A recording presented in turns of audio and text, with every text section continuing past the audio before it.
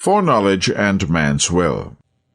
Given the above, a central issue has engaged philosophers, skeptics, and theologians in debate for thousands of years. How can God's foreknowledge and man's free will both be true?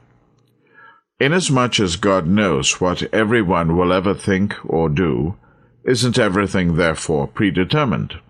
And wouldn't that fact rule out any possibility that man could make a free choice concerning anything at all?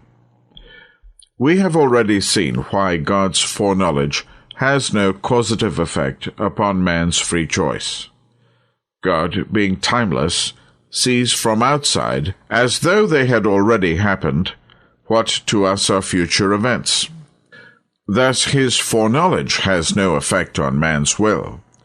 There is no reason why, in his omniscience, God cannot know what man will freely choose to do before he chooses to do it, and have that knowledge without causing the event to occur. There is yet another question that troubles many.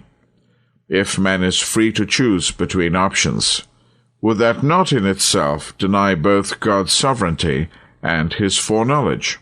Luther claimed that this question was the very heart of the Reformation and of the gospel itself. In fact, Luther dogmatically insisted that it was impossible for God to foreknow the future, and for man at the same time to be a free agent to act as he wills. Believing firmly in God's foreknowledge, Luther wrote an entire book titled The Bondage of the Will, to prove that the very idea of man's free will is a fallacy and an illusion.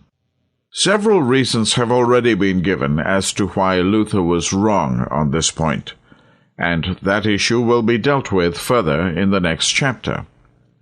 Though Calvin took so much from Augustine, like Luther, he also rejected the Augustinian belief that God could foreknow the future, while at the same time man could have free will. According to Calvin, foreknowledge leaves no room whatsoever for free will, because foreknowledge is the same as predestination.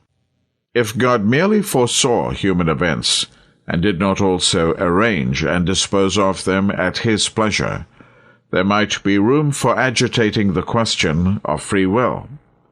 But since he foresees the things which are to happen, simply because he has decreed them, they are so to happen. It is vain to debate about prescience. If this frigid fiction of free will is received, where will be the omnipotence of God, by which, according to his secret counsel on which everything depends, he rules over all?